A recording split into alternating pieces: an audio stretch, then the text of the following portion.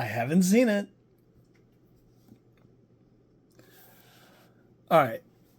Tonight it's Tuesday. In my area, the early screening for Master of the Universe comes out tomorrow. I have tickets for a 7 o'clock showing. I'm excited, and I'm at a breaking point now where basically I can't hold it anymore. I'm excited. I'm tempted by the reviews. I've seen some things on the reviews that have kind of given maybe spoilers, maybe not, maybe just reading in the stuff. And basically, what I wanted to do was I wanted to put out a video that maybe other people could watch, and maybe I can look back on later and just think, wow, I was way off. But the whole idea is, I think that we should all be really pumped about the Masters movie. So let's get into it. So I am a longtime He-Man fan. Been watching the Filmation cartoons since I was a kid. Some of the figures and things are very dear to me. The 2000X series, I saw it when it first aired. I missed much of the later seasons. I say that was only two. Because they kept moving the time slot around. I caught it on reruns and caught it on YouTube and such. The 87 movie I saw back when I was a kid. I remember not liking it. I watched it a little while back whenever they, for a review for another video, I mentioned I was going to watch it at some point. And my family actually, come on, let's watch it. And it actually ended up being really great. It was easier because I had watched Revolution, where they kind of tied in some things. So there were little Easter eggs throughout the 87 film for me, which probably made it go up at least half a letter grade, if that makes any sense. So instead of being like a B, I think I actually gave it a B+. It wasn't great, okay, but it's still, and it had its problems, but it was still a fun film. But moving on, the information that we have gotten about this has got me so excited about it. I want to see what they did, because my mind is just going a mile a minute thinking of all the different things that they did. So from the previews, we know that they have Karg from the first preview, which Karg is a character from the 87 movie. Pig Boy, who's also from the 87 movie. He was in the second trailer for like a blink of a still frame. I've heard I've heard a YouTube personality say that there's a character in the film, maybe Diane or Dana, that she is actually a character from the newspaper comics. We have Goatman, who was from a single Golden Books story, back in the 80s. It seems like they've really sort of tried to tap into everything. So no matter what you're watching, you've got something there, little Easter eggs throughout, and it's just. We got 18 posters for the film, okay? 18. And I realize I'm not looking at the camera. I haven't done videos in a while. This is not a proper setup. I'm having a little trouble. I just want to get this out. So I'm sorry if the camera angle is a little off, that I'm not looking at the camera. I've got notes sort of on a screen off to the side of the camera I'm looking into, plus it's my cell phone, so it's all zigzagged and turned around. But I'm sorry for that. But just walk with me for a minute, okay? Who's to say that we didn't get Sarad? Now, from when I did watch 87 movie, I wished Sarad was gone too soon. He had a lot of life left to give. Who's to say we don't have Blade in this? I mean, who's to say Gwildor isn't actually in this? And in fact, I'm almost certain he is, if you can believe it. And I'll explain that in one of my little theories. But I'm going to also name off some theories about what I think might happen.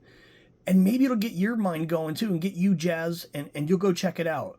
Because I think as a Masters fan, we all want the film to do well. We want to. There's a rumor that there's a post-credit scene that teases a potential sequel. I don't even know what it is yet. I want the sequel. So just think about this for a minute, or just kind of follow me, if you will. I mean, who's to say they didn't bring in characters from the 87 movie besides those? I mean, there could have been other people that they never introduced that were others. Sketchbook characters, which is another thing that they're doing right now. There might have been people who never got into the 87 movie that maybe they're putting into this one. What about like Count Marzo? He's always a possibility. Evil Seed. I heard that it was going with a very light tone. I personally have an idea for a Modulok where basically he's sort of really, really scary, more of like a body horror type of thing, maybe not a PG-13. But I still think it would have been really good. New Adventures. What if they're teasing it? Now, to be honest, I've seen very little of the New Adventures. I've collected what they've released. I've tried to fill my head with the knowledge, but truthfully, I get a lot of my sources from the cartoons. I don't read the comics really.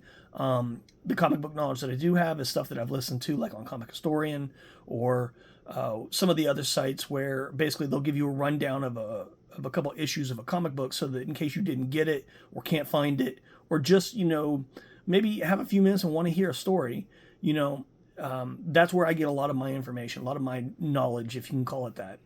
But I do have a lot of love for the franchise, and I've been in my superhero hierarchy. He-Man has always been at the top. Okay, and the way it goes for me is number 3, Spider-Man. Basically, he makes those painful choices. Superman, number 2, power enough to change the world, and he has to control that. He has to give it a gentle touch. And then you've got He-Man, who basically, I don't really know what the moral is here, if that makes any sense, like what I'm taking away from it, but I've always enjoyed that he's the most powerful man in the universe, but he doesn't hurt anybody. It's kind of like, I want to say with Goku, if you want to go back and maybe put him in a 4th spot, and it's probably because, I adopted him later as I learned about anime and things. I like the fact that both of them aren't trying to kill anybody. You know what I mean? Goku, if you actually look at the original run, I can't say for all the technicalities of Super that came out, but Goku never tried to kill anybody. I mean, even when he lost his... Let me rephrase that. He never did kill anybody. Okay, the one time that he might have been angry enough after his best friend was killed, he might have killed Frieza, tried to kill Frieza, but he didn't do it. It took Trunks to do that. Then in the same line, even whenever he finally defeated Boo, he didn't wish him dead. He wished to see him again, and he did. And that was kind of like a saving grace. But in the same way, Masters of the Universe has that for me where, he wasn't about, beating the other guy down.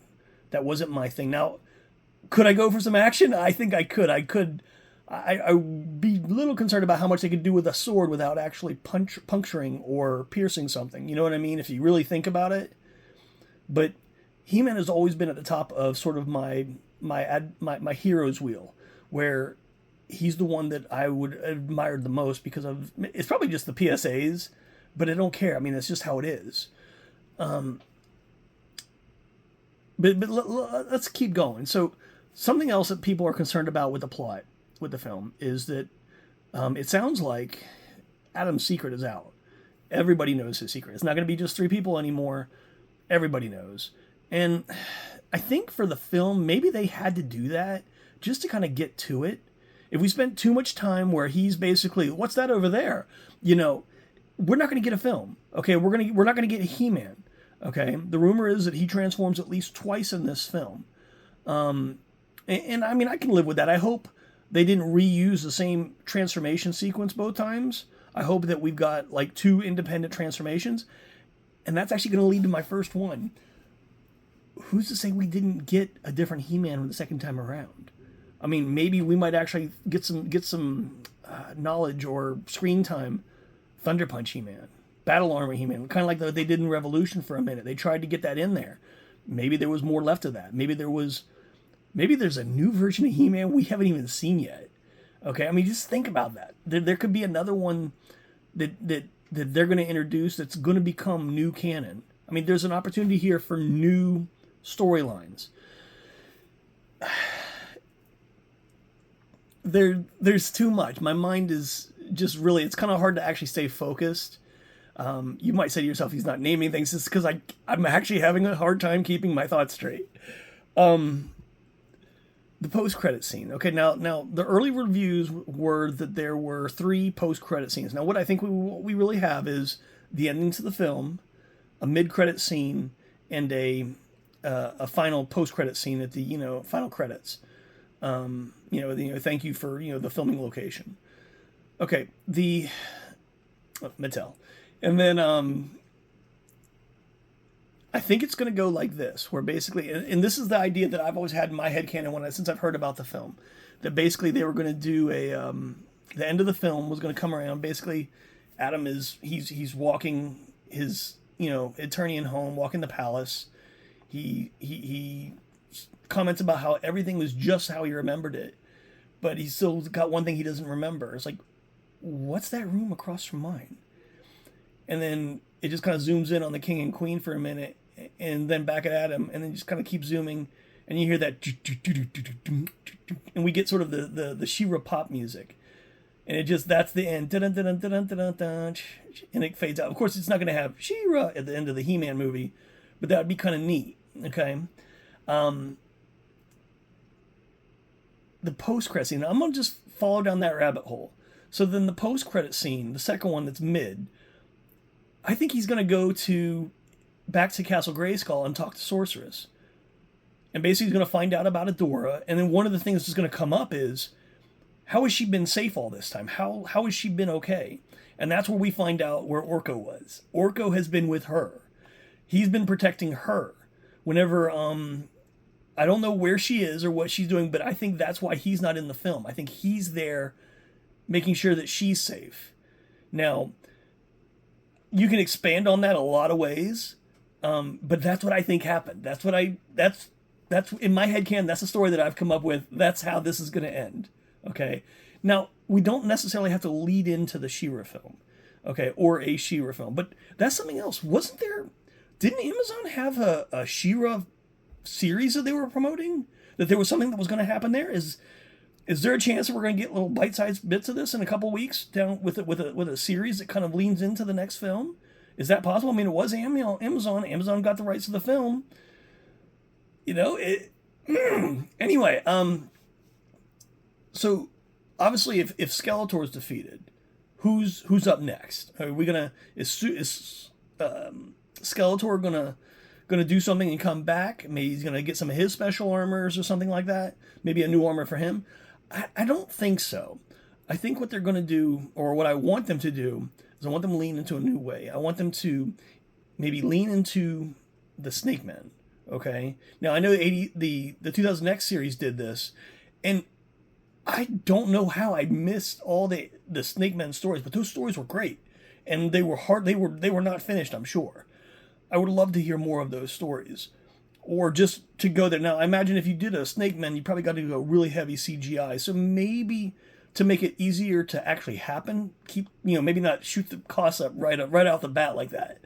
But who's to say it could be the Horde, which I think would be the next logical. I think even in one of the interviews, Nick Guillotine, however you say his name properly, I'll learn it. You make me another film, and I'll learn how to say your name. I'm not going to say it wrong for long because I'm going to learn it. But I'm not sure if it's Guillotine or Guillotine or something like that. I haven't seen it spelled. I've just heard how people have repeated it, and I know it's been inconsistent. So, yeah. Anyway, Anti-Eternia He-Man. I mean, who's to say right then and there we don't just lean into Anti-Eternia He-Man, a version of He-Man that basically goes around killing the other He-Men, collecting their swords, and adding them to his collection so that... Well, I can't say exactly what his motivations are. But even that, what about Faker? Is Faker in the film? That would be so easy to do. It's easy. But let's go a little further with this. Mattel just got the DC license. Could they go Injustice? I mean, I'm not saying they would, but maybe. I mean... that could be something. I would love to see a real life adaptation of one of the two versions of Injustice. I think that would be great. Well, but what else is there that this film could actually be? I mean, these are my thoughts. Some of my thoughts are not well enough put together to actually lay them out in even any kind of way that's worth sharing. But I'm hoping that there are so many more people in this film that we get some decent decent screen time, some memorable moments. But even if you just simply need to get away and you've got an interest in this film, give it a shot. Go check it out. We all want the property to do well.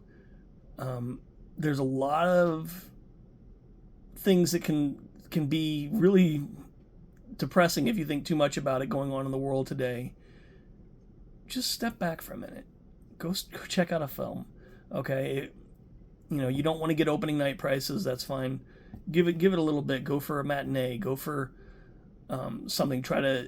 But just go check it out. I think you're going to be really surprised. And I'm really anxious to see what they do here. Anyway, well, that's my thoughts on the film, the one I didn't see yet. Here's hoping.